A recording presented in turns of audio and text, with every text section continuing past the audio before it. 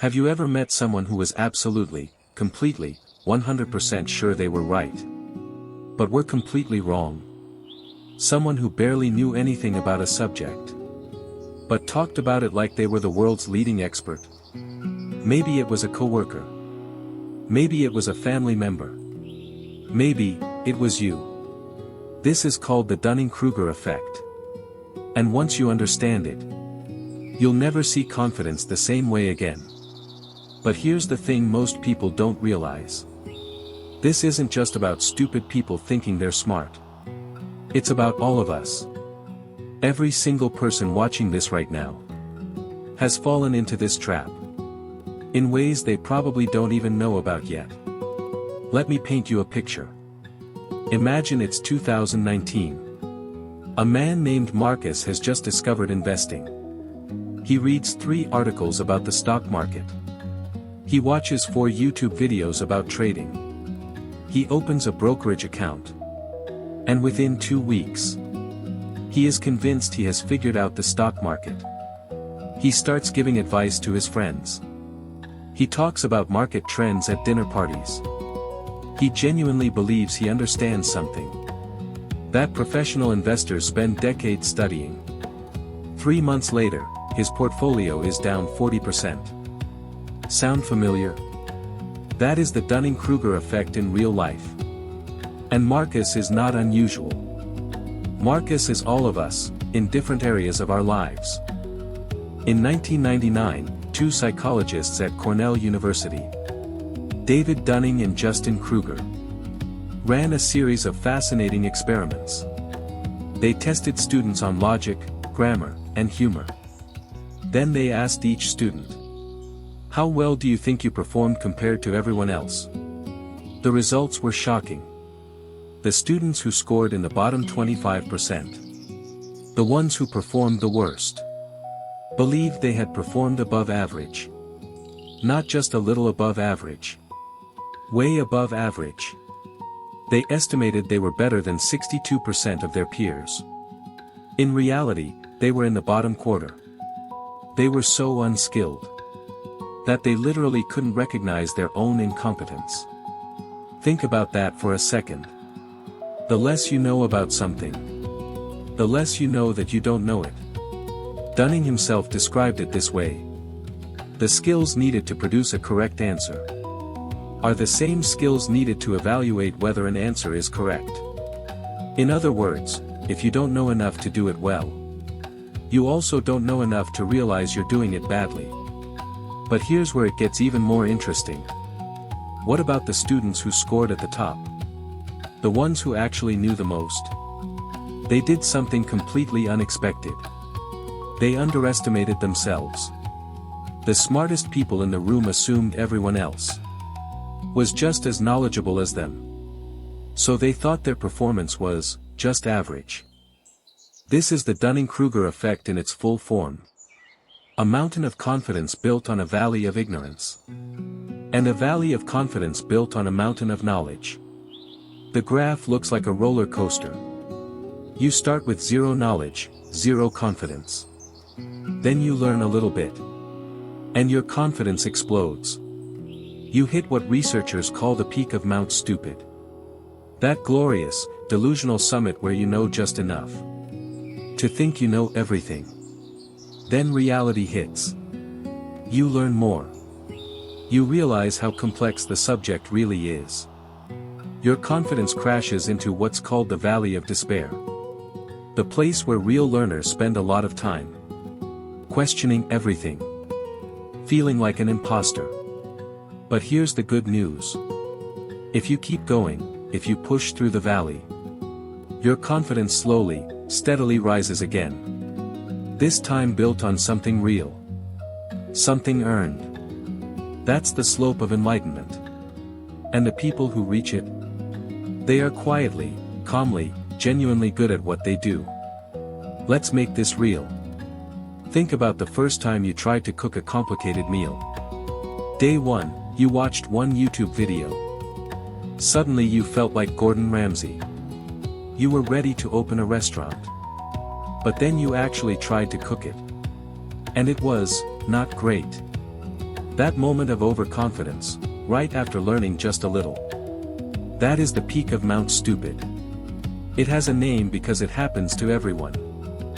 In every field. In every culture. In every walk of life. The beginner who just learned to drive and thinks they're better than everyone. The new employee who after 1 week thinks the whole company is doing it wrong. The person who reads one article about vaccines and thinks they know more than doctors. And perhaps most dangerously, the politician who has never studied economics, but is completely certain about how to fix the entire economy. Or the person who has never run a business, telling entrepreneurs exactly what they're doing wrong. The pattern is the same every single time. A little knowledge. A lot of confidence. And a big blind spot. Now here's where I want to slow down. Because this is the part that most people skip over. Why does our brain do this to us? Why are we wired to overestimate ourselves? The answer is actually fascinating. And it comes from something called metacognition. Your ability to think about your own thinking. When you're a true beginner at something, your metacognitive ability in that area is very low. You don't have enough knowledge to even know what questions to ask. You don't know what good looks like. So you have no reference point for how bad you are. It's like being asked to judge a painting when you've never seen any art before. You have no frame of reference. No standard to measure yourself against.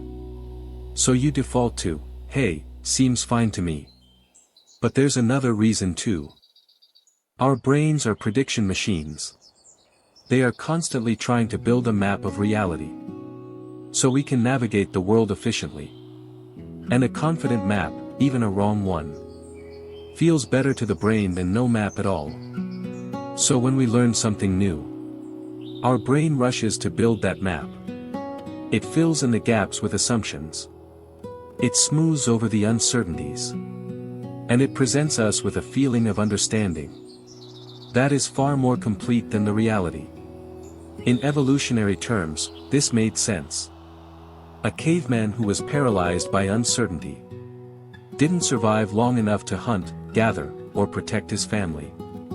A caveman who acted with confidence, even imperfect confidence, had a better chance of making it through the day. But in the modern world, that same wiring causes us to give confident advice on things we barely understand. To make big decisions based on dangerously incomplete information. And to dismiss experts who actually know what they're talking about. Now here's the uncomfortable part. The Dunning-Kruger effect doesn't just affect other people. It affects all of us. In different areas of our lives. Right now, there is something you are overconfident about. A skill you think you have that is weaker than you believe. A belief you hold that you haven't truly examined. A relationship dynamic you think you understand completely. The very nature of this bias makes it invisible to the person experiencing it. You cannot see what you cannot see. And that is what makes it so dangerous. Think about the last time you had an argument. Were you 100% sure you were right? Most people are. In fact, studies show that in the average argument, both sides are convinced they are the more reasonable person. Both sides believe the other person is being irrational. Both sides think they have the clearer understanding of the situation. They can't both be right. But they both feel absolutely certain. That certainty, that unshakable feeling of being correct, is often not a sign that you are right. It's often a sign that you haven't learned enough to realize you might be wrong.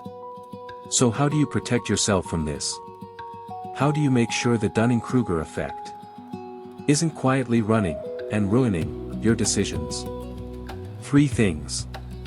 Number 1. Seek out people who disagree with you. Not to argue, but to genuinely understand their perspective. The best way to find the holes in your own knowledge is to talk to someone who sees things differently.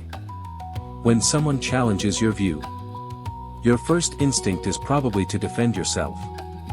Resist that instinct. Ask instead, what do they know that I don't? What experience has shaped their perspective? What am I missing? Number 2. Ask better questions. Instead of asking, am I right? Ask, what am I missing? Instead of, do I understand this? Ask, what would a true expert say about my understanding? That one shift in framing changes everything. It moves you from defending a position to genuinely exploring a subject. Number 3. Embrace not knowing. The most intelligent people in any room are often the ones most comfortable saying, I don't know. Tell me more. It sounds simple, but it is incredibly rare. Most people would rather pretend to know than admit they don't, because admitting ignorance feels like weakness. But here's the truth. Saying I don't know is one of the most powerful things you can say. It opens doors. It invites learning. It signals to the people around you that you are someone who values truth over ego. Socrates, one of the greatest thinkers in all of human history, built his entire philosophy on one idea. The only thing I know is that I know nothing. He didn't say this to be humble. He said it because he had thought deeply enough about enough subjects to realize just how vast human ignorance really is. And he believed that recognizing that ignorance was the beginning of all wisdom. Here's what I want you to take away from this. Confidence is not the enemy. Blind confidence, confidence without self-awareness, that is the enemy. The goal isn't to doubt yourself constantly. That leads to paralysis and anxiety. The goal is to stay curious, to hold your beliefs loosely, to keep learning, to be willing to say, I was wrong, and mean it without shame. To remember that expertise is not a destination. It is a direction. Every expert you have ever admired, every person whose knowledge genuinely impresses you, got there by passing through the valley of despair that most people turn back from. They felt stupid. They felt lost. They kept going anyway. And slowly, steadily, they built something real. Because the moment you think you've figured it all out, that's usually the moment you're standing on top of Mount Stupid, wondering why everyone else just doesn't get it. The smartest thing you can do today is to pick one area of your life, one belief, one skill, one relationship, and ask yourself honestly, am I on the peak of Mount Stupid right now? Or am I doing the harder, quieter work of climbing towards something real? If this made you think, share it with someone who needs to hear it. And I'll see you in the next one.